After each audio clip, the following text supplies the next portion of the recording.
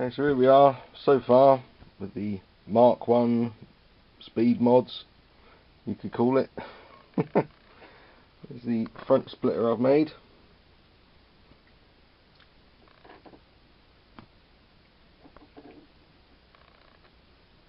So hopefully that's going to provide a nice bit of downforce at the front with these bits and just keep it more stable. And also I've made a little repair on the shell, found a little bit of plastic that was about the same sort of colour. It was actually a bit of a case from a lipo. I just cut it shape and just put a bit of sellotape on there, just fills that little hole, which was annoying me because I was going to trim all this anyway. And so I've done that now. And I think one of the problems why it was catching on the front is because it's quite bendy. So I'll lift that up. It's just bending. So I think that's what was happening. Was the air pressure was just making that move go down like that, and then it was catching the ground. So now with the front splitter on it, that ain't gonna happen because that's nice and solid. And yeah, I suppose you could call it the elephant in the room. Nice big spoiler on there. Happen to have a ZD Racing sticker and another one there. Put it on there just for a laugh. Makes it look a bit more snazzy. And yeah, I got those off eBay. So I'm not going to attempt to make one myself. Made the splitter though. So yeah, that's fixed on there now. Got double screws, and with the double screws I can actually adjust the tension, and I can actually move it slightly up and down like that a little bit. It's on like about full now. It's sort of as tight as I can get it, so that's about tilted up as far as I can get. But if I need to reduce it, all I've got to do is turn the screws a little bit and it will just come down slightly. Not a huge amount of adjustment, just a little bit. So what else have I been doing? Shelf. Come on. Oh, not easy with that spoiler on it now. Well, got a few more goodies here. I've now got Surpass Hobby 120 amp ESC, 6S capable. I've also now fitted a 20 kilo servo, digital metal gears, so that should be pretty good. I have not received my 32 pinion gear yet. That was supposed to have been here middle of the week, but it still hasn't arrived yet, so I've contacted them. They had some sort of problem. I don't know what it was. There was no tracking information or anything. So it looks like it got lost. So contacted them and they're going to send me one out today and possibly be here tomorrow. So yes, I hope that'll be alright. I've raised the suspension up a little bit, only about 1 or 2 mil. I think that's the problem with the lip there, was it bending, that's why it was catching the ground. Although there is a couple of scratches on the underneath, so it probably was catching the ground as well. So I've raised it up 1 or 2 mil. I've also got a set of 67 mil foams on here now. Where's the box? Just some cheap ones I got off eBay from China. They're very expensive. They're a little bit bendy when you squeeze it, but I mean, I ran it up pretty fast and I didn't see any deformation in the wheels, so hopefully they'll be okay. But yeah, 67 mil, only 26 mil wide foam tyres. I had a bit of a problem. I was trying some, what was it, contact tyres or whatever they are, Shimano contact, whatever it is, and the offset's different. So if you try and put them on, it all fails on the suspension and everything, so I couldn't use them. But luckily the offset on these was okay and they just about fit on, just about. So it's pretty close. And the other thing I've done, the battery towers there. They weren't long enough for a 4S LiPo, so what I've done is just added two little towers, two little metal towers there. I've got there's one. Yeah, these sorts of things. I just got them off my dad. He's got loads of them sitting in his little workshop.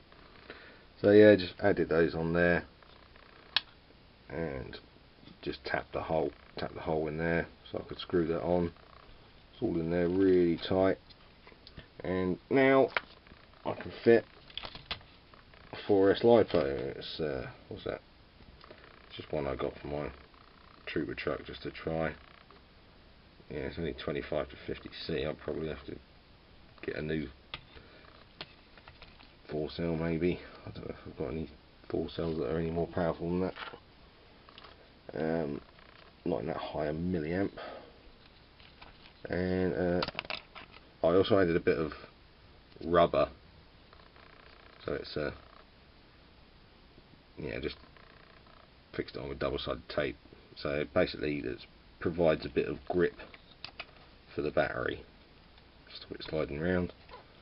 So now I'll get that on there, and I've got a few selections of holes where I can actually go up a little bit higher if I want to put a bigger battery in it.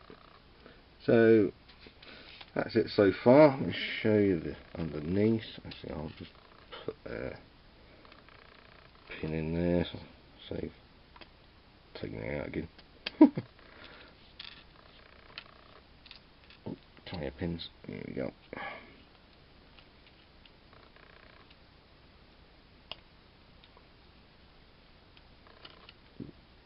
Get it in the right hole. That would help. There we go. Means I can turn that over without taking all the battery out and everything. So like I said, there was a few scrapes on there, on the bottom where it was catching, and a few little bits there. So I've raised the suspension up a little bit, and that's the bottom of the splitter. Bit of a beast, really. So yeah, made that fit on there. I just screwed it into the existing bit, and so that is now pretty much flush with that.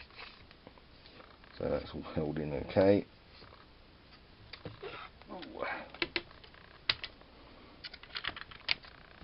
So that's pretty good, that. It's reasonably stiff. I've put another bit of plastic in there and then bolted it all the way through. So it just goes all the way through, and it's just held on a bit better. So hopefully that will be stiff enough.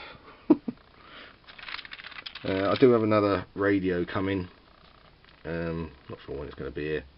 So I can change this one out, and it's also got gyro in it. So hopefully that'll be much better for this.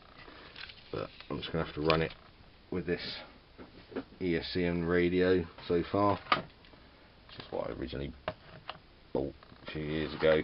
It's the first trigger style control I've bought. It's the Hobby King one.